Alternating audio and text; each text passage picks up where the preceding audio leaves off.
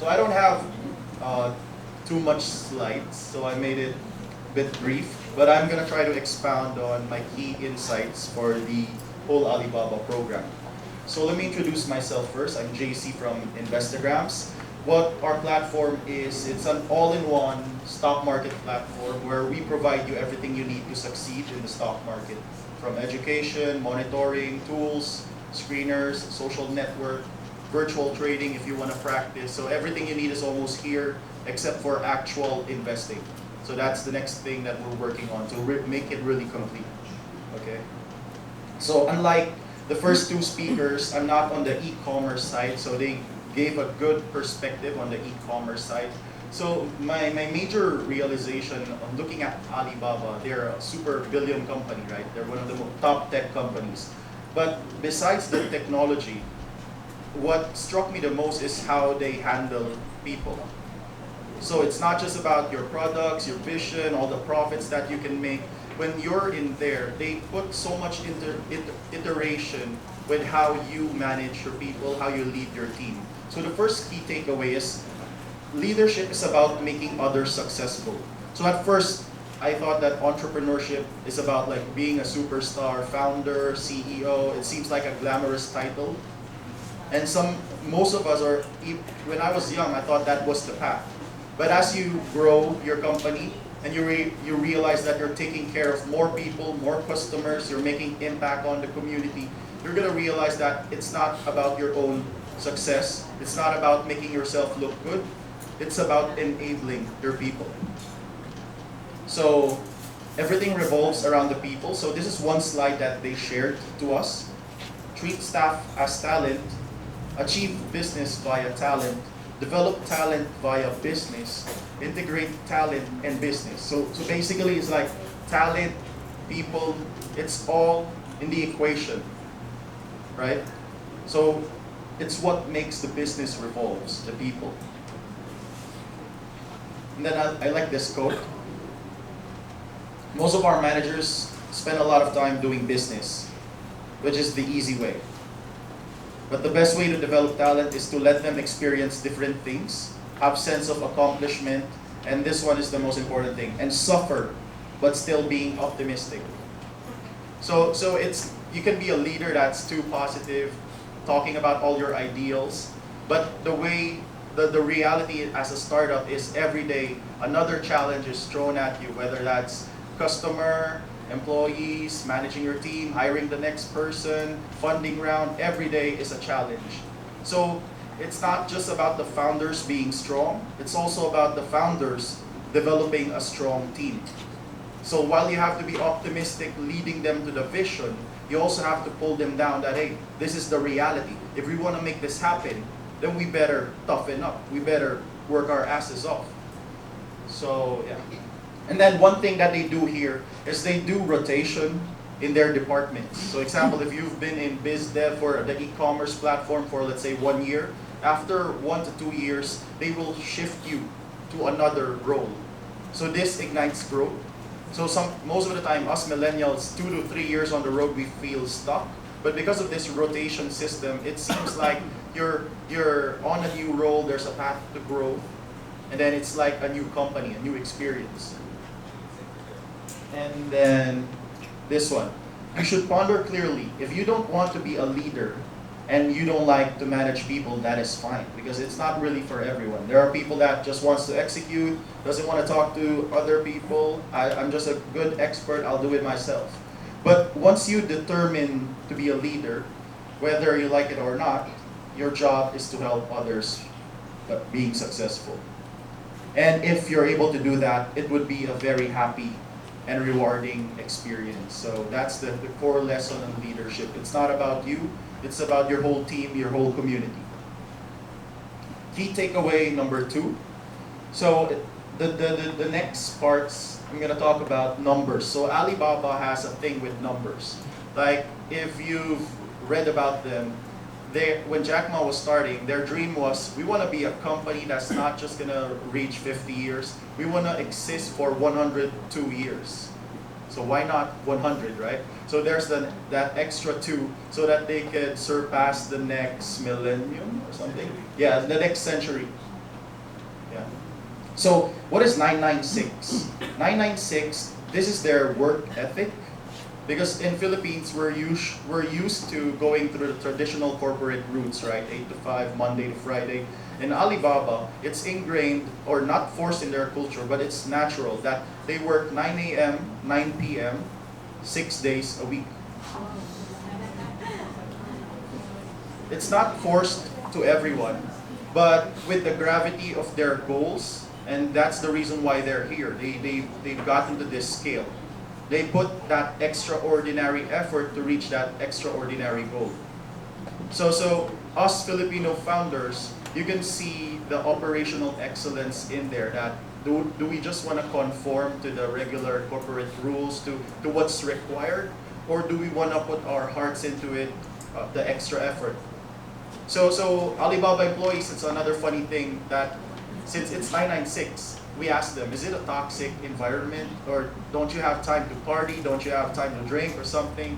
They party while working at the office. So that's where the quote of Jack Ma, being optimistic while suffering. So they try to combine. Yeah. So I asked Dream, one of our facilitators there, like, are you okay? Like, is this a happy place? And then Dream mentioned, yeah, we just bond over work, like 9 p.m. that we drink, even though it's way past the regular hour. So there's bonding in hardships. Okay. And one more thing, looking at China, because past few years, right? It's the USA. China is just the emerging economy. I think that's why they had this mentality. They're always playing catch up. But take note, put into perspective, they're already number 2. They're already number 2 in the world while they're doing this. And maybe they're going to be 1 soon, or maybe they are 1 already. So imagine, us Filipinos, if the number 2 is putting in the extra work with this kind of mentality, then what more should we do as Filipinos? We're at number 50 or 70 or 120 or something. So that means we have to create some kind of mentality like this, while still having fun. And then this one, another number. This is perhaps one of the most important activities that they shared to us. 361. So you're gonna ask me again, what does this number mean? 361, feedback is a gift. This is their feedback system in Alibaba. So they allowed us to practice this session, and here's how it goes. So the feedback system is, example, we're 10 in a group, then we have 1 team leader. So in that 10 group, in that 10 members, the leader will choose to give 3 people a 3.75 grade. So above expectation. So there's no perfect grade. The perfect score is 4, but no one's perfect. So that's the philosophy of this. So number 6, 6 people will get just steady, and then 1 person will get below expectation, 3.25. So imagine that. But in this, how it goes is, first, all the members will give feedback to each other. The leader will just facilitate. He's not giving feedback. Then round 2, all the members will give feedback to the leader. And the last round is where the leader gives feedback to all his members and gives out the scores transparently to everyone. And they even told us, because us Filipinos, we're not confrontational, right? We're very on the safe side. We want to be friends with everyone. If there's a tough thing to say, we're going to try to dance it out and just avoid it if there's a way. But in Alibaba, they asked us to look at the eye of the person. And you really need to address that person in the first person. So I think you look beautiful, or something like that. But I don't like that you're late. So you have to tell that feedback straight. So if you look at this, actually we practiced this yesterday with my team. So we left the office at 12 midnight because we were having an alignment. We just finished like the second half of the year. Time goes so fast. Last month we had a major event. Last week we had a major event in Singapore. So as I went back, I wanted to align my team because I'm not always there anymore to monitor everything. So we had an alignment session till 12 in the midnight. And everyone had this feedback system. And then what people appreciated here is the leader really feels like how to lead. Because there's a big burden of responsibility on you. You have to choose that one person that you want to give the lowest score. But the way that you have to explain it to your people that, hey, feedback is a gift. Because oftentimes the ones that are at the lowest scores, they transform, use that feedback, and become the best version of themselves. So, oh, sorry about this. I wasn't able to put the pictures in my slide, but if you remember Brian Wong, the guy in the video a while ago, so he's one of the head coordinators of the program, the head of the Alibaba eFounders program. He shared a story where at one point he got the 3.25. But instead of being emotional, taking it personally, that instance transformed him to become a vice president of Alibaba. So that's the same thing. That's the same thing that we practice in Investagrams. That, hey, appreciate the feedback, because it's rare where people will care enough to give you real talk. That's not offensive, but that's built enough to help you grow as a person. So I don't have any more slides, but one thing that struck me there is we didn't meet Jack Ma. So among all the batches, if you saw their videos, they were like chummy with Jack Ma in all the pictures. So at the end of the event, we didn't meet Jack Ma. So the reason why I joined this event, because Jack Ma is one of my idols, simply because of his resilience. You've got Zuckerberg, Bill Gates, Jeff Bezos, all of these people are technical people, like super high-level geniuses. But Jack Ma's story is different. He's just a simple guy, teacher, very curious about the world, knows how to communicate well, but then he failed KFC, Harvard, and all of that stuff. But he gives inspiration because he's the proof that just through sheer resilience and the ability to constantly improve, you can get somewhere. So he's kind of different from the usual top billion-dollar companies where the head there is has a technical background or a very high IQ. So that's why I idolize him. But even if I didn't meet Jack Ma, what struck me there was the people that we met. So it's good that we had friends in the Filipino community, but then we were randomly grouped, mixed with all the ASEAN entrepreneurs. And what you're gonna see, I've learned so much with my peers in our group. So I wasn't able to put the pictures here. But example, if you know iprice.ph, .sg, all around, so they just aggregate all the e-commerce stores, online stores, they just aggregate the codes, the prices. And then if you buy on their link, on their SEO, and their platform, they get 5 to 7%. So they have no inventory, but they're like the e-commerce of everything. They can try to sell whatever everyone is selling. So what they're doing is the platform mentality. And in Alibaba, they taught us this very funny principle. Who here is aware of the mamasan?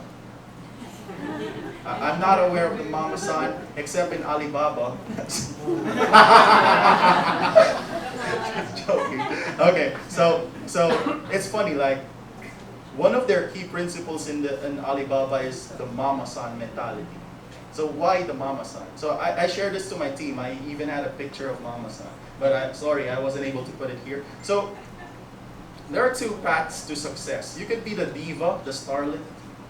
You're gonna get famous, you're gonna get the profits, and you're gonna be recognized for it. But the mamasan, she's just on the side, like, based on the Alibaba lessons. She's just on the side, and the mamasan like allocates. Okay, go there. Okay, go there. But the mamasan take care of everyone. Leadership. The mamasan gets a cut to everyone. Platform business. So though it's funny, if you look at it, and the mamasan is scalable, right? It's so funny. It's just a mamasan person, but who would have known? One of the biggest startup lessons you can learn from the mamasan. She's just one mamasan, but as long as the capacity of the server or the bar can handle it, she can build the different partnerships, right? Yeah, so that's the platform style of business. The core lesson there on a serious note is you don't always have to take all the profits. Because in Philippines, in the traditional cycle of business, or even VCs here or traditional investors here, the way they look at most startups is they look at us on an ROI perspective. Like, if I invest 3 million in this Jollibee branch, what year would you get it back? Like, it's a 1:1 kind of business. They don't see the network effects, that the ability to scale, the power that you have when you reach out to all the users and you're the top mamasan. So hopefully sometime in the Philippines, hopefully we can have that mamasan. And then, so last lesson, so this is important. If you're raising funds, I was very enlightened being with the ASEAN entrepreneurs, because as you know, in the Philippines, we're always lagging. Even Vietnam has already beaten us. They're getting the spotlight right now, imagine that. But in the past 3 to 5 years, Vietnam wasn't that developed, right? Philippines had so much potential resources to lead. But how come Vietnam, Thailand, Malaysia is beating us? So it's so super good. Even though I didn't meet Jack Ma, I'm so grateful that I met. I'm so grateful that I met my teammates there. So the entrepreneurs from Indonesia, Malaysia, almost all of my batchmates there. There was one Thailander. He was just quiet. His name is Nok, and then he was just quiet, laughing around. But then his business, he creates white label softwares end to end to all banks. So whatever the bank needs, whether that's a wallet application, whether that's the back-end system to serve the customer, or whatever banking software that the bank needs, he can create. And then his software is being used by the biggest wallet provider in the whole Thailand. And then and then when I asked, how big is your team? It's 150. How many developers do you have? 80. What's your challenge? He said, I have 80 developers. It's just me. I lead them all. So that's how imba that person is. That's how high level that person is. So you're going to be inspired just by looking like, hey, this is what we do in the Philippines. We're so used to the traditional mindset, but looking at these entrepreneurs, tons of them are operating at a 100-person plus company. And I think as founders, it's easy to dream at a small scale. Like, example, I think it's part of our culture. If you're given 10 million to 50 million, you'd be happy because that's enough for your own financial wealth. But I think the top businesses in the world, they look beyond that money. They have the ability to think long term, focus on impact building, and that's why in the region, they forego the initial profits or the initial temptation. They stick to their long-term vision, and then that's where they scale. So hopefully in the Philippines, we can also practice that. So if ever you're fundraising, so just to share what we're doing, we incorporated in Singapore. So if you're fundraising, don't just look for VCs here. Talk to all of the VCs here. It's cool. But then talk to the regional VCs. Because in the region, they have higher valuations. Like Indonesia, Malaysia, a lot of the VCs there and startups are more developed. So their framework for valuing startups are more advanced. They give you higher premium. So it would be better if Filipino startups can peg themselves as a global company rather than just having a presence in Philippines, because they would look down on us. That's the reality. So for us founders, if we want to, like us, we're doing a major fundraising round. For the last 4 years, we've bootstrapped. So now we felt as we're going global, we need to really raise a serious round. So we're looking to tap to local conglomerates or VCs, and then we want to add in regional strategic partners. So that's where you can combine valuation and strategic sense. Okay, so I hope that even though I have no slides, I was able to share something meaningful, having that scaling mentality, mamasan mentality, and thank you for listening.